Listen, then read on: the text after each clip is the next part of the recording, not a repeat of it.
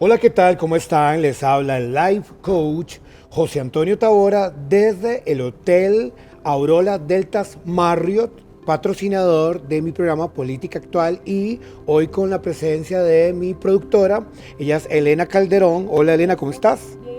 Bien, gracias. Y al politólogo más famoso de Costa Rica en este momento, puesto que es el candidato a la presidencia de la República. Ustedes han escuchado hablar de este hombre tan inteligente y tan brillante, ¿verdad? Como es Claudio Alpizar, que ha venido haciendo una carrera de muchos años entrevistando a políticos, candidatos a la presidencia, ministros, diputados y todo lo que es la parte de política en Costa Rica, pero hoy lo tenemos como candidato a la presidencia de la República. Buenos días, ¿cómo Buenos días, estás? Antonio, Elena, qué gusto estar aquí con ustedes. Me sonrojas con esa presentación, pero muchas gracias. Bueno, es la realidad, ¿verdad? Hoy lo tenemos como candidato a la presidencia de la República y estábamos hablando tras bambalinas, ¿verdad? Sobre esta carrera tan maravillosa que has venido desarrollando en Costa Rica como un politólogo que además entrevista políticos y que ya hiciste la clausura de tu programa porque estás dedicado a tu campaña política. Así es. Sí, le comentaba a José Antonio y a Elena que fueron muchos años en los que estuve, 15 años, con los programas que ahora los puse en Bayo María porque la campaña requiere mucho esfuerzo y lo hice siempre los programas con un amor especial que tengo sobre la política. Parece mentira, hay mucha gente que más bien la menosprecia, que piensa que no es una disciplina importante y yo siempre he creído, sobre todo en un país democrático como el nuestro, que la política es fundamental. Yo siempre digo que la política es primero que la democracia. Cuando un país permite la política, que la política es diversidad de pensamiento, de religión, de gustos, de proyectos, cuando la gente respeta, cuando hay solidaridad, pero también respeto porque los otros hagan las cosas diferentes, eso es una sociedad que se va madurando políticamente y entonces cuando va a parir, ¿qué va a parir? La democracia, sistema democrático. Entonces siempre me desarrollé en mis dos programas, Café y Palabras en radio y Noches sin Tregua en televisión,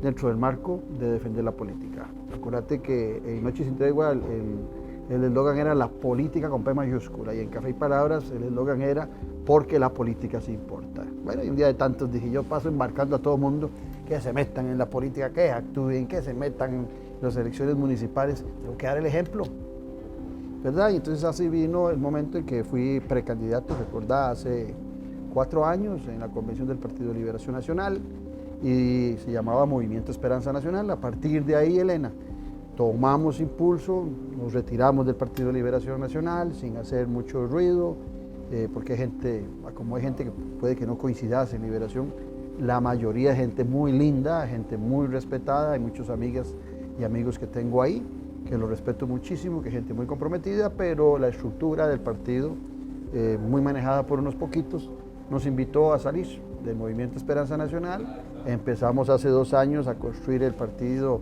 Esperanza Nacional, hicimos todo el proceso, en enero pasado cumplimos con ese proceso que era la época y después vino ya otros trámites desde el Tribunal Supremo de Elecciones, ya tenemos una muy buena lista de diputados en las 7 provincias, digo muy buena lista en el sentido de que hombres y mujeres preparados, con una hoja de vida muy limpia. Yo invito a que comparen la hoja de vida de los candidatos de Esperanza Nacional con las de otros partidos que están muy cuestionados, y los compañeros del partido decidieron que yo era la persona idónea para ser candidato a la presidencia de la República.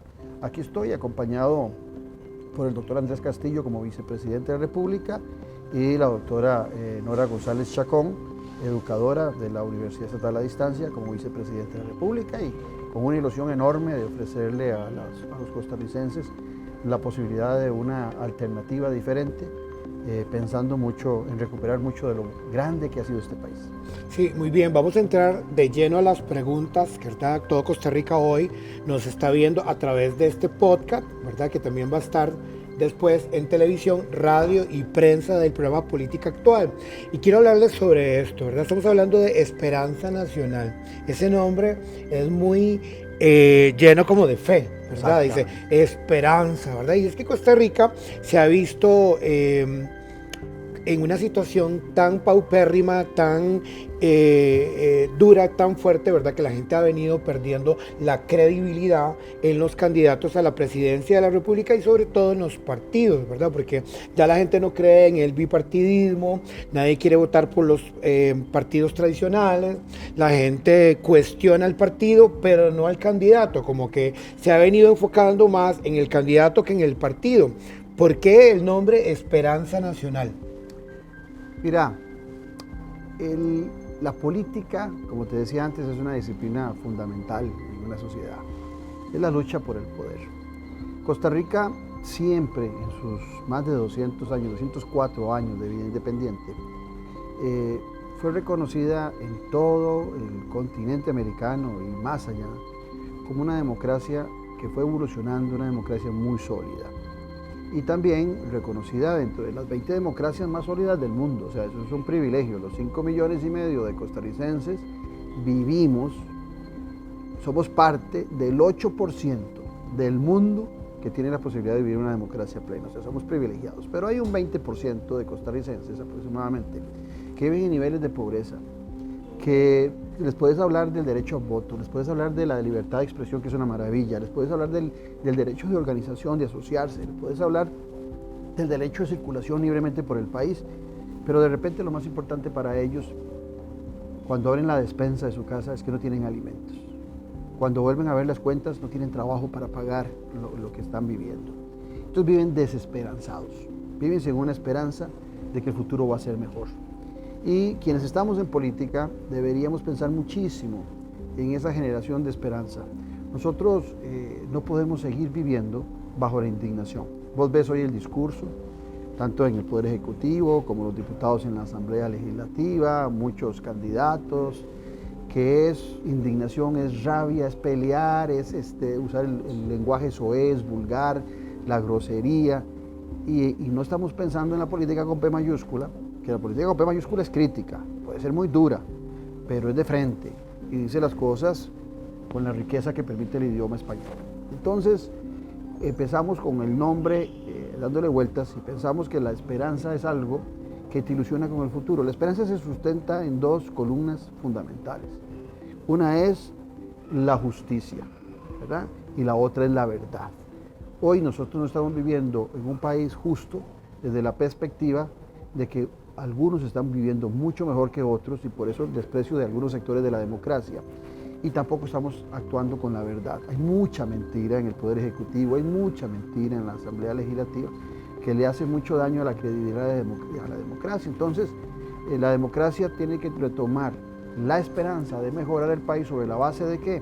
Bueno, primero de mejorar la vida de todos los costarricenses y en segunda instancia la calidad de quienes gobiernan.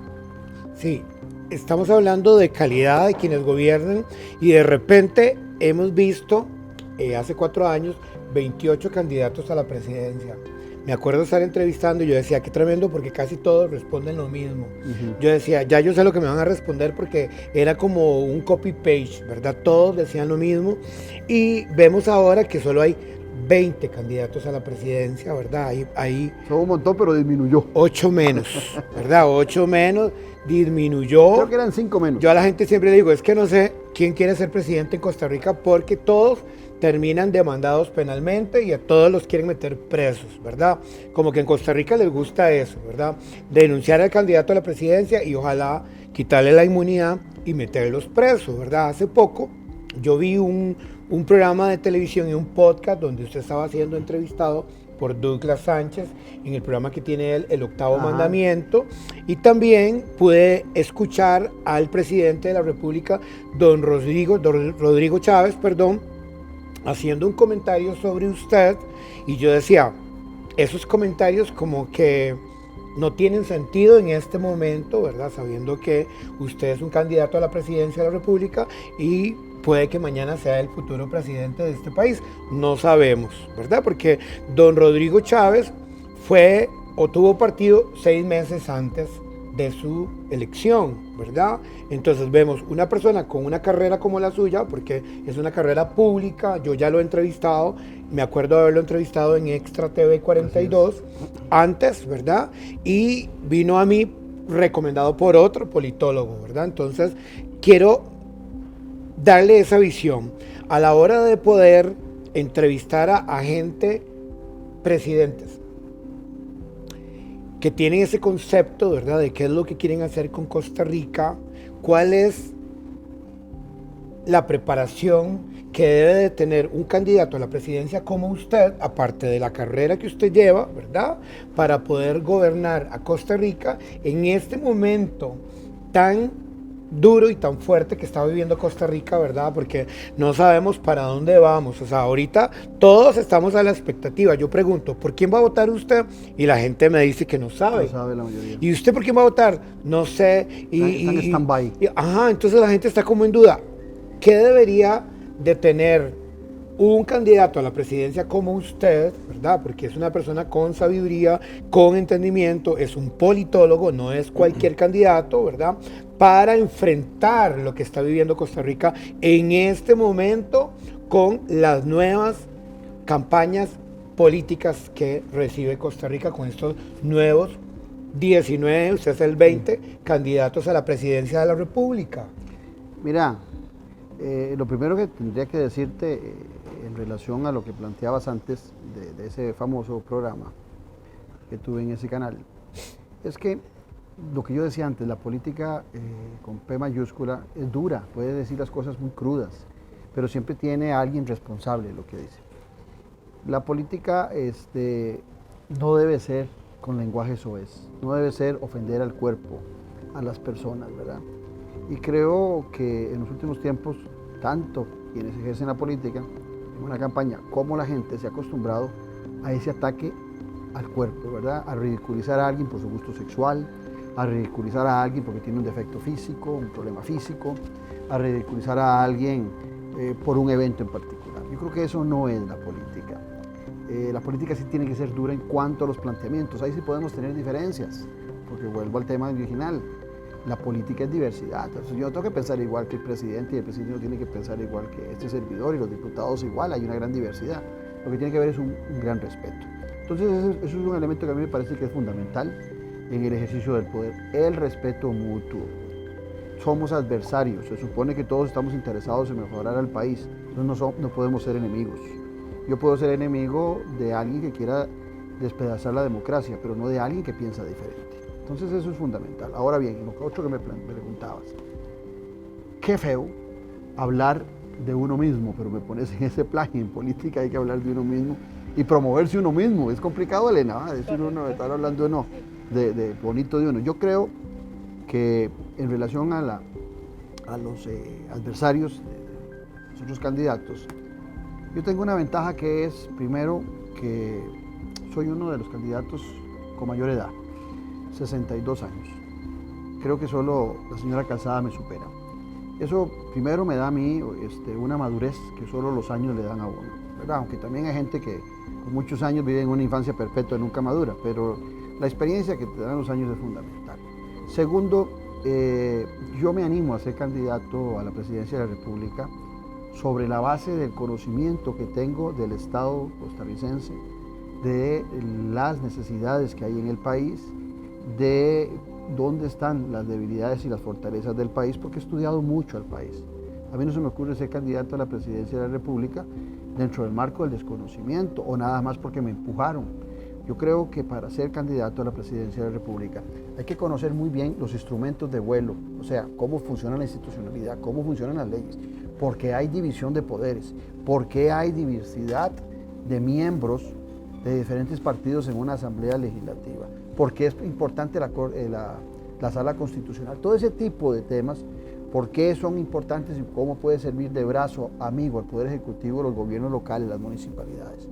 Pero en muchas ocasiones la gente quiere ser candidato a la presidencia de la República porque algún evento lo hizo popular o sencillamente porque su vanidad lo promueve a querer ser candidato a la presidencia de la República. Hay que conocer el Estado costarricense, hay que saber desde cuántos ministerios son, cuántos viceministros se ocupan, cómo funcionan las instituciones autónomas, por qué algunas son autónomas también en lo político. Ese tipo de cosas son fundamentales en el ejercicio. Y paralelo a eso, conocer los problemas nacionales. Entonces, después de estudiar tanto, después de saber, porque si algo tengo es una pasión por la lectura y el estudio, de saber cómo está el país, la situación en que se encuentra el país, y además de eso, tengo una ventaja también comparativa con mis adversarios.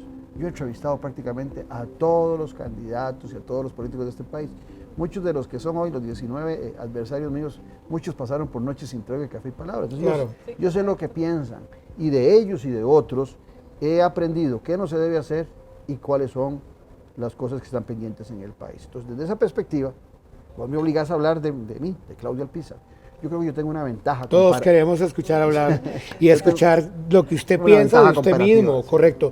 Don Claudio, una vez me preguntaron en un programa argentino que cuáles eran los defectos que yo tenía. Y entonces le dije yo al locutor, es que yo me quiero tanto que no me encuentro ninguno.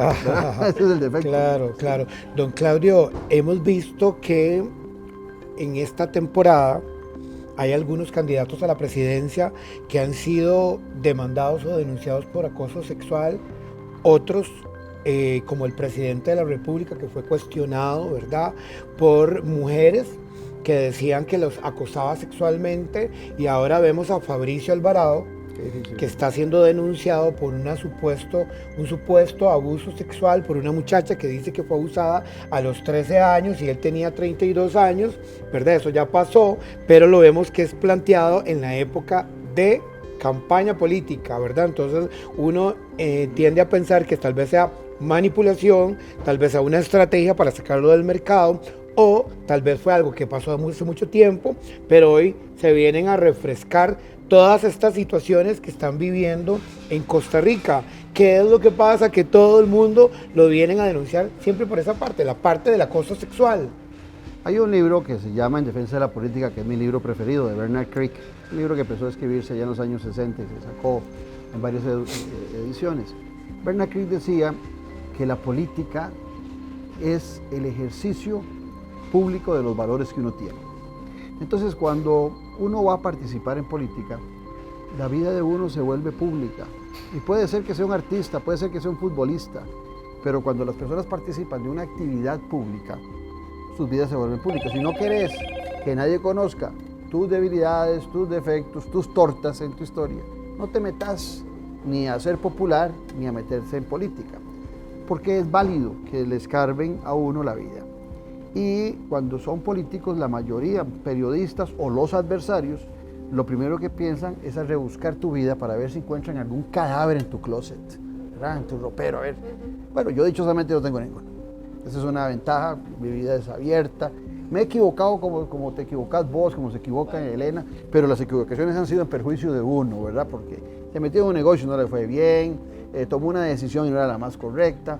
Ese tipo nos pasa a todos, pero en el closet mío se puede meter y van a encontrar todo muy ordenadito. Vamos a hacer la primera pausa y le quiero recomendar que este programa está copatrocinado por Somnum. Somnum, agencia de publicidad, y ya regresamos con el Life Coach y Política Actual.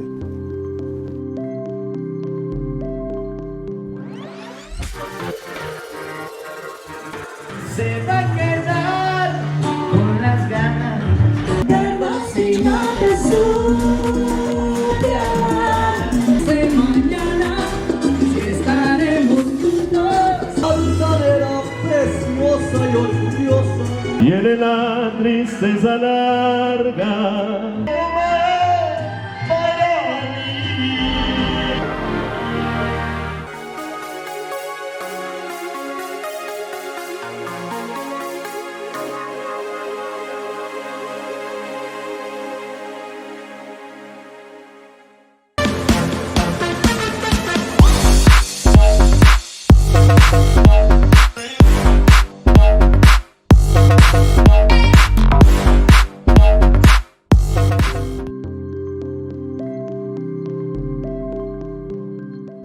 estamos en el segundo bloque de mi programa Política Actual con el Life Coach José Antonio Tavora. ¿Y qué le parece a usted la exclusiva que tengo hoy con el politólogo, candidato a la presidencia de la República por el partido Nueva Esperanza? Esperanza Nacional. Esperanza Nacional, de el politólogo súper famoso. A él no le gusta que le digan eso, pero es la realidad.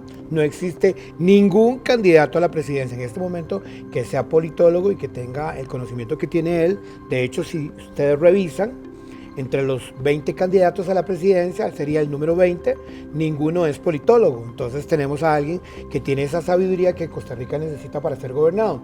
Hablemos un poco sobre su campaña y el plan de gobierno. Cuénteme un poco qué va a hacer con la parte de seguridad. Lo primero que te diría es que nosotros tenemos 3 ejes transversales en nuestro programa. Tenemos 10 ítems, 10 puntos que son fundamentales, 10 ejes. Pero hay 3 ejes que son transversales. Uno es la educación, otro es la salud y otro es la seguridad. En el tema de seguridad nosotros nos hemos estado planteando un programa integral. Elena, José Antonio y todo lo que nos ven, mejorar algo cuesta más que empeorarlo. Si nosotros en 3 años, en el actual gobierno, hemos llegado a tener más de 3.000 asesinatos dolosos, muchos de ellos ligados al crimen organizado, eso no lo vamos a corregir en 1 año o en 3 años. Nos va a llevar un proceso más largo porque eso también es muestra de que hay un deterioro social. Bueno, les pongo un ejemplo nada más. En la guerra de 1948, nuestra guerra civil, cuando nos enfrentamos por la defensa de la limpieza del sufragio, en Costa Rica murieron entre 1.500 y 2.000 personas. Imagínate. O sea, esta época de 3.000 es superior a esas muertes y no ha habido en los 204 años de vida republicana independiente de Costa Rica un periodo donde tanta gente haya muerto como ahora. Entonces nosotros creemos que nuestro proyecto es un proyecto integral. Lo primero que vamos a luchar es por un programa de formación, de lucha contra la violencia y la inseguridad en el país. Y oígase bien, dije violencia. Vos, Elena, seguramente estudiosa de todos estos temas, sabés lo que viven las mujeres por la agresividad en el matrimonio, la violencia contra las mujeres. Entonces tenemos también desde ahí educar a nuestros niños y a nuestras niñas, a ellas, a que se hagan respetar para que no les alcen la mano desde niñas, y a los niños a saberlas respetar y no verlas como ellos prioritarios sobre ellas. Entonces, desde ahí tenemos que empezar a trabajar la violencia con los niños, con los jóvenes, y también el tema de la inseguridad en las comunidades. Nuestro país tiene un Instituto Costarricense de Drogas, donde tiene muy bien mapeado cuáles son, y del OIJ también, cuáles son las zonas más calientes. Entonces tenemos también que empezar a promover esos proyectos de educación y de formación de la lucha contra la violencia y la inseguridad. El segundo punto, que para nosotros es fundamental, es la formación y el equipamiento correcto de nuestra policía. No lo vamos a corregir únicamente con policías. A nivel internacional se dice que se requieren 3 policías por cada 1.000 habitantes. Nosotros andamos en esa cifra, para que vean que tenemos la cantidad de policías que se requieren a nivel internacional. Por ejemplo, en Suiza, en Dinamarca, en Noruega, Suiza y Dinamarca más pequeños en territorio que nosotros, Noruega más grande, la diferencia es que Dinamarca y Suiza tienen más población que nosotros, Noruega es más grande pero tiene 5,5 millones de habitantes, tienen 2 policías por cada 1.000 habitantes, nosotros tenemos un poquito más de 3. Eso quiere decir que el tema no es solo policial. Entonces, por eso el primer tema que te decía y viene el segundo. Tenemos que invertir mucho en el tema de tecnología. La inteligencia artificial no es solamente para que nos metamos en el celular e investiguemos alguna cosa que desconocemos, no.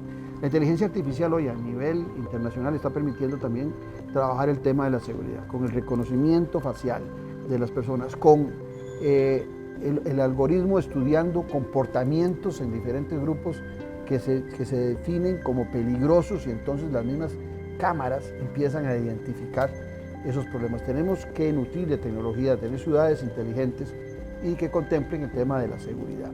También tenemos que dotar a nuestros policías de mejores equipos. Y cuando hablo de equipos hablo de tener las lanchas que corresponden en el Pacífico y en el Caribe, de tener las patrullas, doble tracción que se requieren, de tenerlos a ellos con buen armamento, buenos equipos. ¿Cómo es posible que nosotros en la isla del Coco, donde por muchos años tuvimos un radar, ese radar esté totalmente descompuesto, sin uso? ¿Cómo es posible que en la Bahía de Araque, por donde más deberíamos estar cuidando el ingreso del narco, hayamos pasado de esa gente para Pocosí? Ese tipo de cosas también son fundamentales en el fortalecimiento. Viene el tercer punto. El tercer punto es que la justicia sea pronta y cumplida. Eso es una labor que tiene que desarrollarse entre los tres poderes de la República. Antes que me preguntabas, un presidente tiene que tener la capacidad de poderse sentar con el presidente de la Asamblea Legislativa, con el presidente de la Corte Suprema de Justicia, tiene que tener la capacidad de reunirse con los jefes de fracción de cada uno de los partidos y llegar a acuerdos para que la justicia sea pronta y cumplida, para que no haya impunidad. Y eso es un trabajo que también conlleva la necesidad, no solamente de tener más espacios carcelarios. Hoy tenemos alrededor de un 20% en nuestras cárceles de sobrepoblación. Tenemos que luchar contra eso, sí, se requieren más cárceles, pero tampoco, así como con más policías no vamos a solucionar el problema, tampoco con más cárceles, porque de repente termina todo el mundo en la cárcel. También tiene que haber un proceso de formación, por eso el primer tema que te decía. Y cerraría con el cuarto. El cuarto es la protección de nuestras fronteras. En muchos países del mundo que tienen ejército, el tema de seguridad nacional se le deja al ejército y la seguridad ciudadana lo hacen los policías. Nosotros no tenemos ejército, entonces está recargado todo en nuestra policía. Eso nos obliga a buscar cómo coordinar a todos los cuerpos policiales nuestros, sea policía de frontera, sea la policía que anda en las barriadas, sea la policía de migración, sea la policía antidrogas. Todas deberían estar bien ejecutadas y bien carburadas. Esos son los 4 ítems, pero el más importante, según nuestra constitución política, el presidente de la República y el Poder Ejecutivo, el encargado primario de la seguridad nacional. No se vale estar echándole la culpa a la Asamblea Legislativa y a la Corte Suprema de Justicia cuando el Poder Ejecutivo es el primero que tiene que velar por la seguridad. Y según la Constitución, el comandante en jefe es el presidente de la República. Entonces, este servidor, si llega a ser presidente de la República, desde el día 1 va a tener funcionando el Consejo de Seguridad, que ni en este gobierno de Rodrigo Chávez, ni en el gobierno de Carlos Alvarado estuvo funcionando. Y vamos a estar en sesión permanente hasta que logremos bajar la inseguridad en una cantidad considerable, y de eso se va a encargar el presidente de la República, que espero ser yo. Don Claudio, cuando vemos a la Asamblea Legislativa en acción, ¿verdad? Uno como espectador empieza a ver los procesos de la Asamblea Legislativa y los diputados a la hora de debatir algunos casos, ¿verdad? De situaciones que han venido cuestionándose en Costa Rica, de algunas figuras públicas del área política, del área del poder legislativo, del área del poder judicial, del organismo de investigación judicial, y en eso vemos salir un caso como el caso de don Celso Gamboa, ¿verdad? Yo en particular tuve un tiempito de conocerlo, lo vi a él cuando él trabajaba en la Fiscalía de Fraudes, ¿verdad? Y uno no se imagina, ¿Qué puede pasar?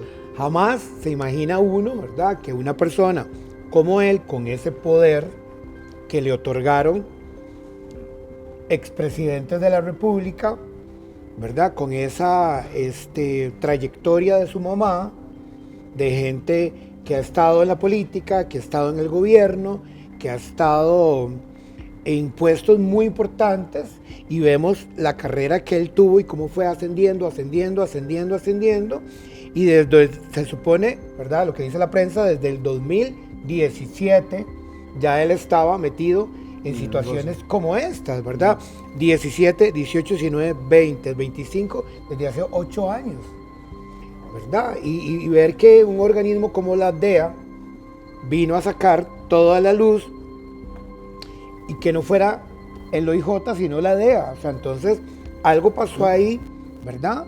A mí me ofrecieron ir a entrevistarlo a la cárcel, un abogado que trabajó con él, que es el licenciado Jognan Murillo, ¿verdad?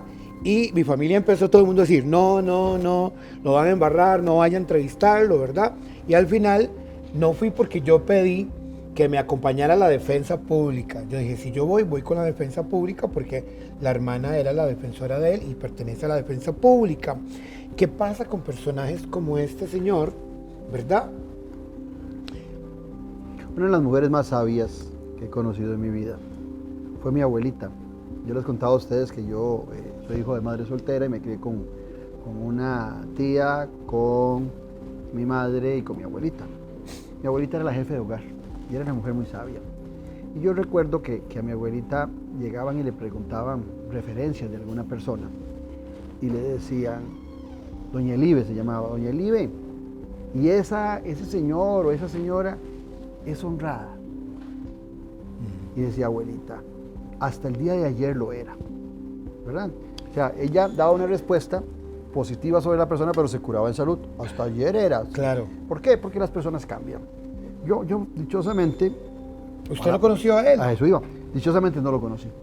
Nunca entablé ni siquiera un saludo con Celso Gamboa. Pero sí sabía quién era. Claro, por supuesto. Nunca lo invité a mis programas. Solo en una ocasión recuerdo que intenté invitarlo al programa de radio, pero no pude localizarlo por algún tema en particular. Pero nunca, ni siquiera, ya te digo, tuve contacto personal con él. Nunca. Pero sí recuerdo siempre que me llamaba mucho la atención ese ascenso meteórico, esa ambición por el poder que tenía. Porque pasó de ser defensor público, después fue viceministro, después ministro, después fiscal general. Yo siempre decía que me llamaba mucho la atención que no calentaba una silla. Y después magistrado. El tipo iba desbocado así. Muy rápido. Muy rápido. Y creo, esto se junta con una pregunta que me hacías antes. Uno tiene que llegar a ejercer el poder con vocación de servicio. Elena, yo no tengo ninguna ambición, te lo juro por la memoria de mi madre, yo no tengo ninguna ambición económica. A mí no me mueve qué negocio voy a hacer en la política. Para empezar, yo le diría a todos los ciudadanos que quien pasa por la política en 4 años puede tener un buen salario, pero hacerse rico nadie se hace rico. Si usted conoce a alguien que pasó por la política en 4 años y terminó siendo rico, eso es sinvergüenza. Si se lo hizo a razón de la política. Porque la política, ya te digo, puede darte un buen salario como diputado, como ministro, o un presidente ejecutivo y demás. Pero salir rico de la noche a la mañana en política, solo un sinvergüenza lo logra. El que llega a la política a servir, a ejercer el poder, va a salir igual. Tal vez con un buen salario que tuvo y que le va a permitir aumentar un poquito su pensión de la caja, porque todos los funcionarios públicos se pensionan con la caja, a excepción de los maestros, que es como el Magisterio Nacional o el Poder Judicial, que tiene un régimen particular. Pero el hecho de no saber dominar el poder, usted conoce a una persona cuando le da poder, ¿verdad?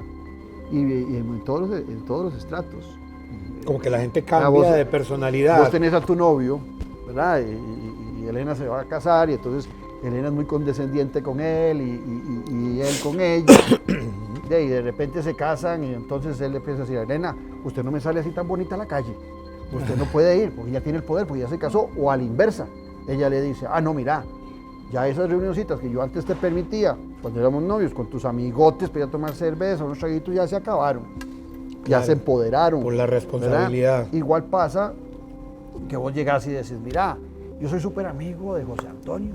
Y fíjate que José Antonio ahora va a ser el director del canal o del medio más famoso, más poderoso de este partido. Yo soy amigo de él, seguro me va a ascender. Y José Antonio con ese poder se transformó y a su propio amigo lo ignora y lo trata con el látigo. Bueno, eso pasa en política.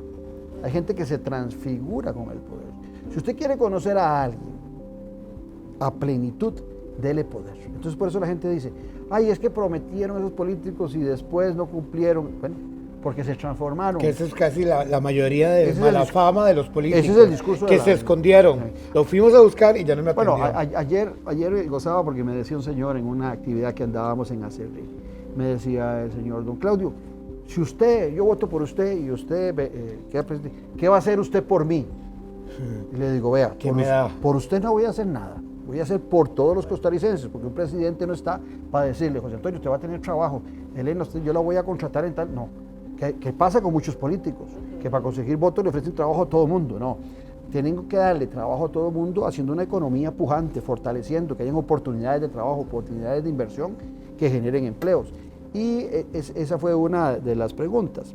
Y otra de las preguntas que me hizo una señora me dice, dígame una cosa, ¿y usted va a venir aquí cuando sea presidente de la República de Cerri? Le digo, no, ya vine ahora, quiero que ustedes vayan a casa presidencial. Me dice, ay sí, digo, ahí los voy a recibir en casa presidencial, porque el presidente no puede andar de casa en casa, pero ustedes sí pueden ir a casa presidencial, que la conozcan. O sea, son cosas que te repiten en todas las actividades públicas. La gente está desilusionada de la política. Por eso, hoy a mí, a que vos hacías un comentario cuando hablabas de seguridad, por eso vos ves un montón de candidatos, a Laura Fernández, a Fernando Zamora, a Fabricio Alvarado, hablando de estados de excepción, o sea, quitarle a la gente sus derechos individuales, sus garantías individuales constitucionales.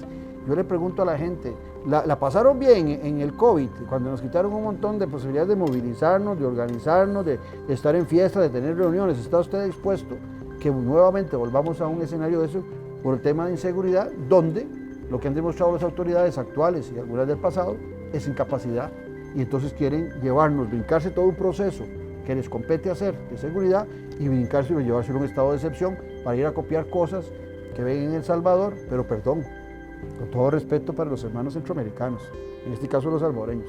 Los salvadoreños no conocen una democracia como la nuestra, nunca en su vida la han visto. Entonces por eso es que ceden tanto ante estados de excepción y demás que les quitan derechos individuales. Vamos a hacer un corte y cuando regresemos vamos a hablar sobre la crisis económica que está viviendo Costa Rica, que esto está terrible, con el candidato a la presidencia, don Claudio Alpizar. No se lo pierda en Política Actual.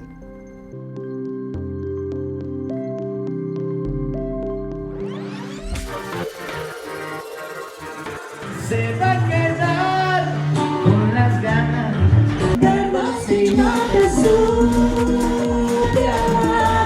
de mañana, si estaremos juntos, altanera, preciosa y orgullosa. Viene la tristeza larga.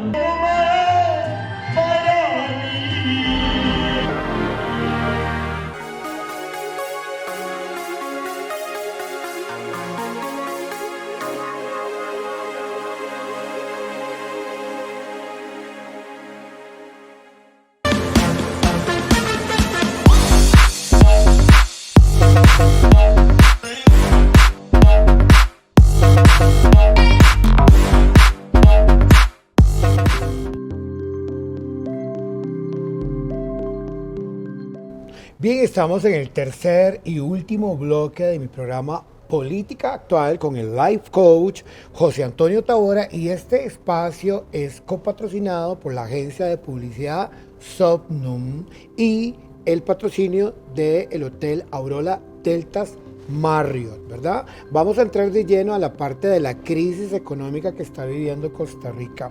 Yo a la gente le digo, vea, yo tengo 5 trabajos, 5. Soy coach de vida, presentador de televisión, escribo artículos en el periódico, soy director de prensa y comunicación de un candidato a la presidencia de la República, y con estos 4, más la parte espiritual que realizo, no me alcanza.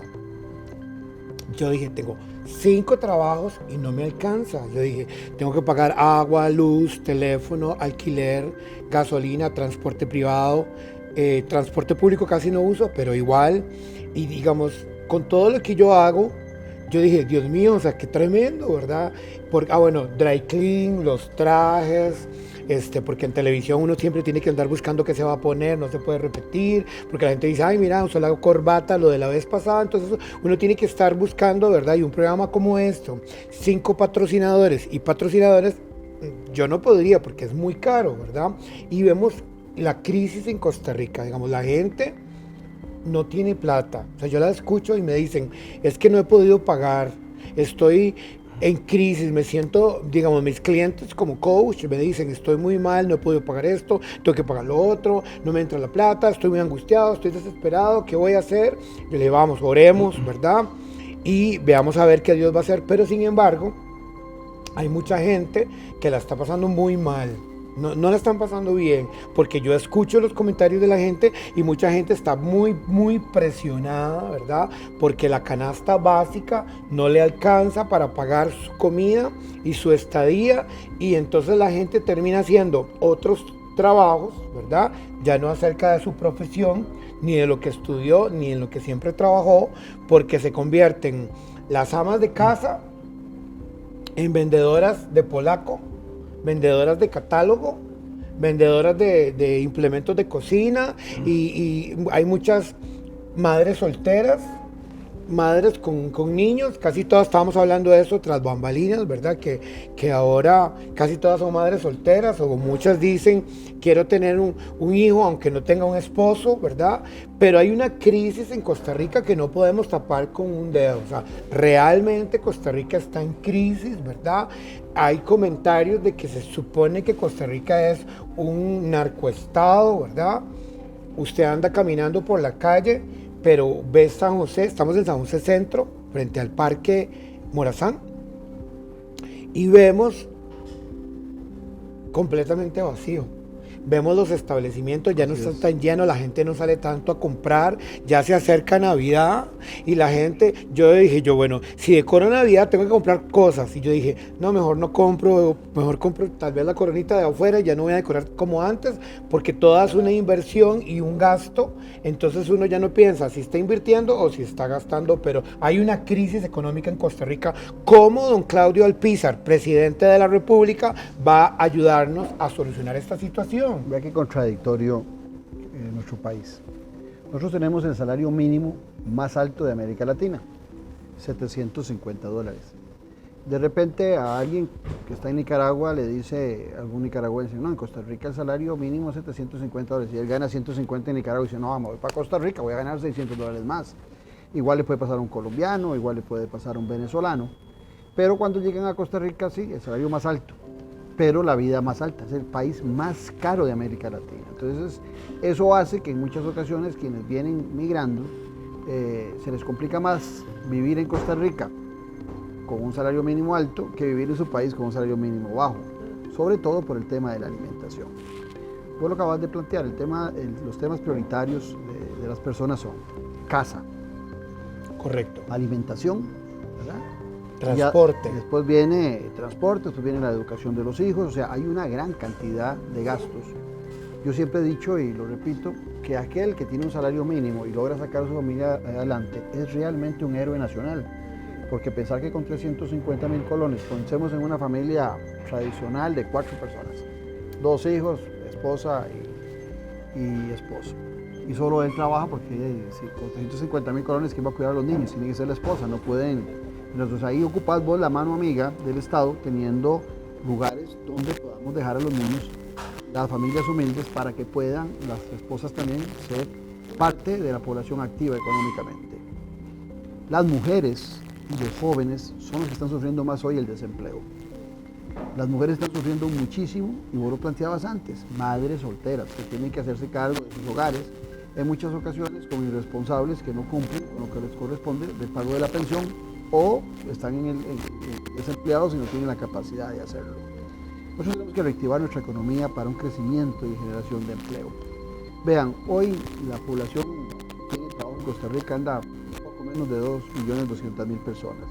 El 45%, o sea, prácticamente 1 millón de personas, están en el trabajo informal. Eso quiere decir que no cotizan para la caja, eso quiere decir que no pagan su cuota para tener pensión algún día, eso quiere decir que es muy posible que no tengan el salario mínimo, eso quiere decir que puede ser que estén trabajando medio tiempo o cuarto de tiempo.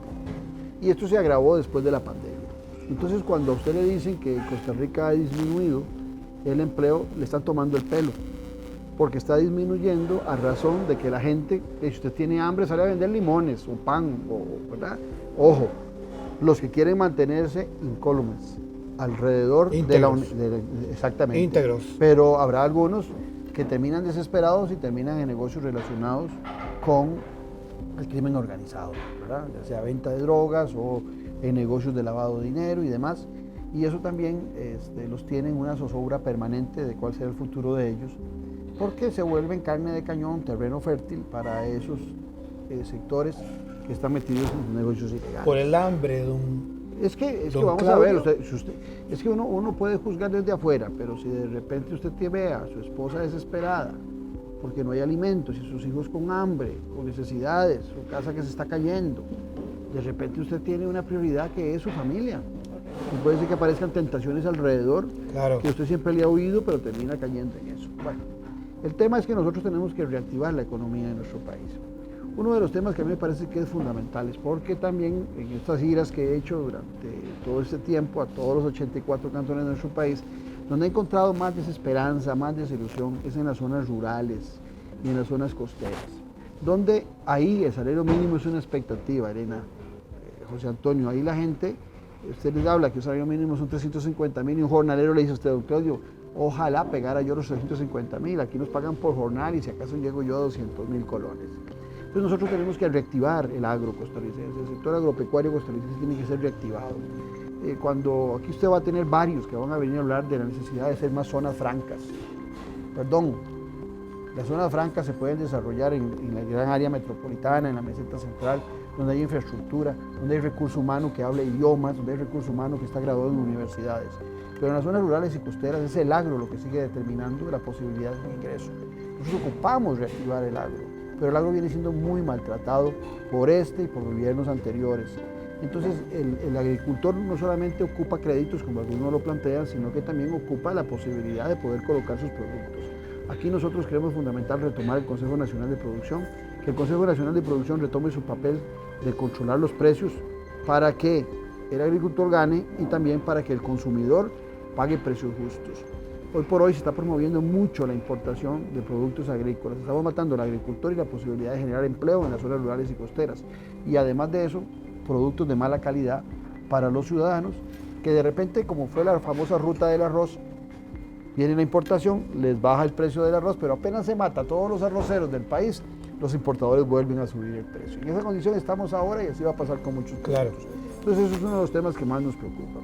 El otro tema es cómo hacer atractivo el país nuevamente para la inversión privada extranjera, porque se nos ha caído la inversión extranjera en nuestro país en un 25%, y si a eso le sumas que se ha caído el turismo, después de... Don Claudio, pero es que hay mucho asesinato. O sea, Bueno, vemos mucho sicario, mucho robo, mucho asalto. O sea, uno sale a la calle, ¿verdad? Le decía yo en la entrevista, que por cierto sale mañana, ¿verdad? De don candidato a la presidencia, don Boris Molina, ¿verdad? La inseguridad ciudadana y la forma en la que la gente sale siempre dice, yo salgo, pero no sé si voy a regresar. Bueno, pero es que, vamos a ver, yo te hablaba de 3 ejes transversales cuando me preguntaste sobre el programa de gobierno, y te dije salud, educación y seguridad. Bueno, qué interesante. Si usted para generar los empleos, nosotros estamos desacoplados. El mercado de trabajo hoy está exigiendo ciertas competencias para poder desarrollar actividades económicas. Y los costarricenses no están teniendo la educación apropiada. Entonces, sobre todo los jóvenes en nuestro país no están teniendo la formación técnica. Fíjate que el promedio en la OCDE, esa organización que somos parte, de países que son fuertes en el desarrollo económico, tienen un 32% de sus estudiantes de secundaria en colegios técnicos. En Costa Rica solo llegamos al 22% de colegios técnicos. Y tenemos que girar. Ya no es el mismo país de mi época. En mi época yo recuerdo que uno salía de 5º año con una de las 2 habilidades, escribir a máquina o saber contabilidad. Entonces uno lograba con eso trabajo. Hoy no. Hoy hay que pensar en certificaciones en software, en hardware, que los muchachos salgan desde 5º año con esa capacidad para que el mercado laboral los integre y paralelamente ellos puedan también financiarse estudios universitarios.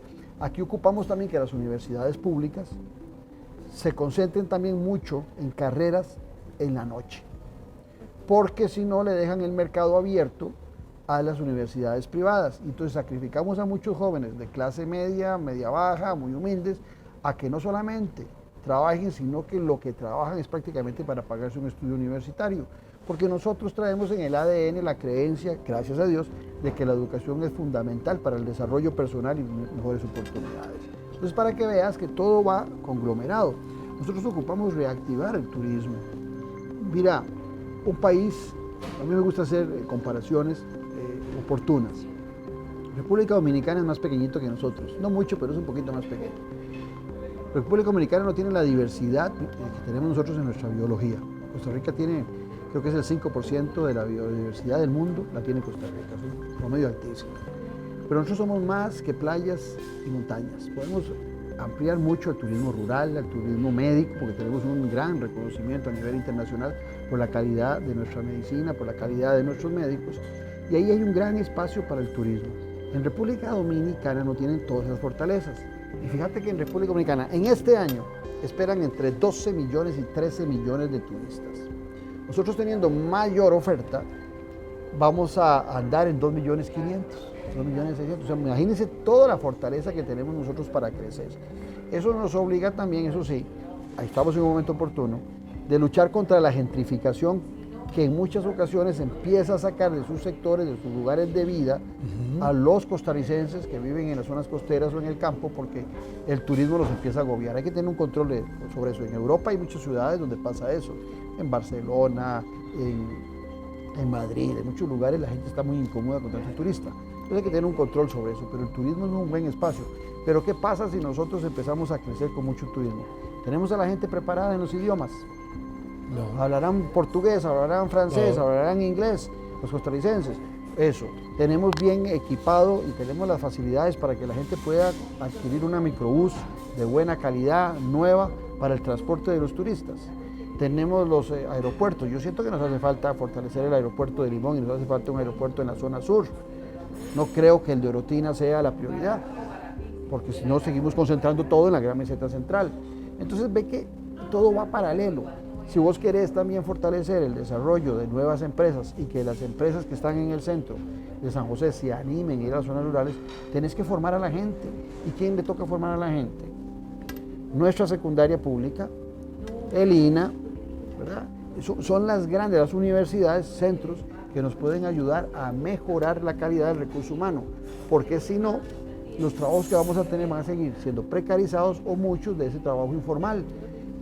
Esto es un problema que requiere un abordaje integral para lograr nosotros reactivar nuestra economía y paralelamente, por supuesto, desde el Estado, luchar porque la canasta básica se respete, se amplíe la canasta básica para que el pobre pueda adquirir otros productos, no esté limitado, ampliar también la competencia, porque vamos a ver, también aquí hay cadenas de supermercados que tienen 4 o 5 marcas de supermercados y parece que usted compra en el Más o Menos un día y otro compra en el Palí, pero no en los anuncios, otro en el Mega no sé cuánto, y todos son del mismo dueño, ¿verdad? Entonces hay que ampliar el rango para la participación de más oferta que abarate los precios, porque también ha bajado el dólar.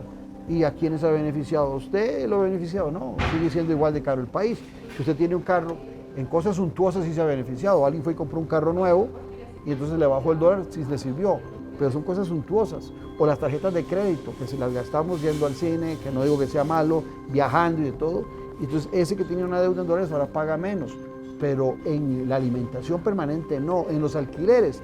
¿Han bajado los alquileres en Costa Rica? Tampoco. Entonces ese tipo de cosas... Después de la pandemia aumentó. Por supuesto, hay que buscar cómo controlar, o la gente, ahora que vos decís el ejemplo aquí en San José, y siguen alquilando a los mismos precios, la gente piensa que eso es un vacilón y que ahorita la gente va a volver a los locales comerciales. No, con la tecnología, con el internet, muchos trabajos se han ido fuera de locales comerciales. Entonces el que tiene un local comercial y quiere revivirlo, tiene que bajar los costos. Entonces eso puede, bajando los costos de alquiler, bajando los costos de producción, bajando muchos costos, puede ser que la vida se nos haga más barata, ¿verdad? Más accesible, pero eso exige, ya te digo, posturas muy determinantes en el Poder Ejecutivo, desde el Ministerio de Agricultura, desde el Ministerio de Comercio, desde la necesidad de más inversión privada para reactivar nuestra economía y hacer que Costa Rica sea un país con niveles como los tuvimos en algún momento, de índices de países desarrollados. Don Claudio, aquí tiene a todo mi público del coach de vida, José Antonio Tavora, y mi programa Política Actual. ¿Por qué usted, que me está viendo en este momento, tiene que votar por don Claudio Alpizar? Ahí está el público viéndolo en este momento. Bueno, tiene que votar por Claudio Alpizar y por el Partido Esperanza Nacional, esa bandera blanca con un trébol azul de cuatro hojas, porque yo conozco muy bien cuáles son las necesidades que pasa hoy los costarricenses, porque yo vengo de ahí, a mí no se me olvida de dónde vengo, porque yo tengo claro cuáles son los problemas nacionales, porque conozco el Estado costarricense, porque conozco cómo funciona la economía de este país, y Costa Rica requiere un equipo de gente honesta, preparada. Estoy bien acompañado de gente honesta, preparada, gente de clase media, ¿sí?, que están titulados, que son doctores, que son ingenieros, que son economistas, que son politólogos, pero todos beneficiados en algún momento por el Estado solidario de bienestar. Todos venimos de una familia muy humilde que nuestros padres, nuestras madres aprovecharon para que estudiáramos, nos preparáramos y engrosáramos la clase media costarricense. A los más humildes hoy les parece una utopía llegar a la clase media costarricense, y a muchos que están en la clase media media o en la clase media baja los aterra el temor de caer en la pobreza ante las malas decisiones que se están tomando en nuestro país. Esperanza Nacional y este candidato estará con usted, es el compromiso de generarle esperanza e ilusión de que el futuro va a ser prometedor para usted y para sus hijos. Un agradecimiento muy especial a la agencia de publicidad Sodnu, a Mario que está hoy detrás de cámaras, a mi productora Elena Calderón, muchas gracias Elena por acompañarnos hoy, y muchas gracias a don Claudio, ¿verdad? Espero verlo de presidente dentro de poco, porque ya esto es el 1 de febrero, no se le olvide votar por el país que tanto amamos. Habló para ustedes desde el Hotel Aurora Deltas Marriott, el life coach José Antonio Tavora. Esté muy bien.